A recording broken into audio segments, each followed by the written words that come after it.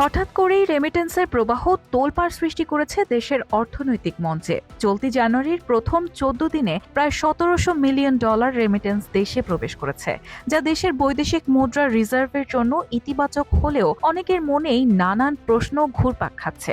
এমন রেমিটেন্স প্রবাহ কি মৌসুমী নাকি দীর্ঘমেয়াদী স্থিতিশীলতার ইঙ্গিত, তা নিয়ে চলছে চুলচেরা বিশ্লেষণ।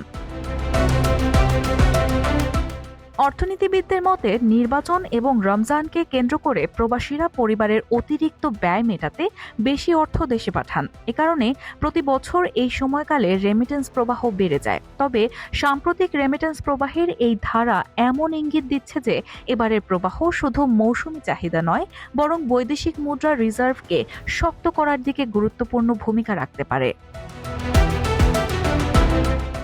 বাংলাদেশ ব্যাংকের তথ্য অনুযায়ী ডিসেম্বর মাসে দেশে প্রবাসী আয় এসেছে $322 কোটি, একক মাস হিসেবে দেশের ইতিহাসে দ্বিতীয় সর্বোচ্চ। এর আগে সর্বোচ্চ $329 কোটি রেমিটেন্স এসেছিল গত বছরের মার্চে ঈদ উল ফিতর উপলক্ষে। এছাড়া 2025 সালে মোট প্রবাসী আয়ের পরিমাণ দাঁড়িয়েছে $3282 কোটি, যা প্রায় দেশের বৈদেশিক মুদ্রার মজুতের সমপরিমাণ। চলতি অর্থবছরের শুরু থেকে রেমিটেন্সের ধারাবাহিক ঊর্ধ্বমুখী ধারা লক্ষ্য করা যাচ্ছে। পরিসংখ্যান অনুযায়ী গত বছরের জুলাইয়ে রেমিটেন্স পরিমাণ ছিল $247 কোটি 78 লাখ, অগাস্টে $242 কোটি 19 লাখ, সেপ্টেম্বরে $268 কোটি 58 লাখ, অক্টোবরে $256 কোটি 35 লাখ, নভেম্বরে $288 কোটি 95 লাখ এবং ডিসেম্বরে ছিল $222 কোটি 66 লাখ।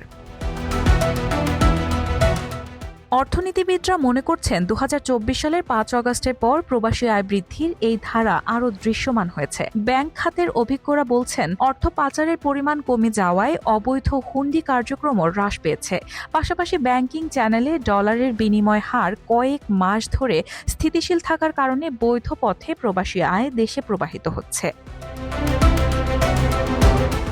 কেন্দ্রীয় ব্যাংকের তথ্য অনুযায়ী সম্প্রতি এশিয়ান ক্লিয়ারিং ইউনিয়নের বিল পরিশোধের পর 8 জানুয়ারি দেশের বৈদেশিক মুদ্রার রিজার্ভ দাঁড়িয়েছে $32.43 বিলিয়ন। চলতি মাসে আকুর বিল বাবদ $1.53 বিলিয়ন পরিশোধ করা হয়েছে। আন্তর্জাতিক মুদ্রা তহবিলের BPM 6 পদ্ধতি অনুযায়ী বর্তমানে দেশের রিজার্ভের পরিমাণ $27.84 বিলিয়ন।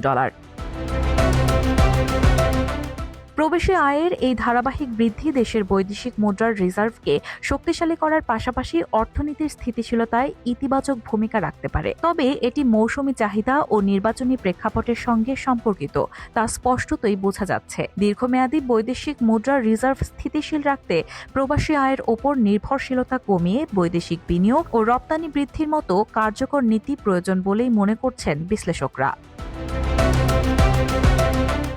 রায়হানা হক মুন, RTNN।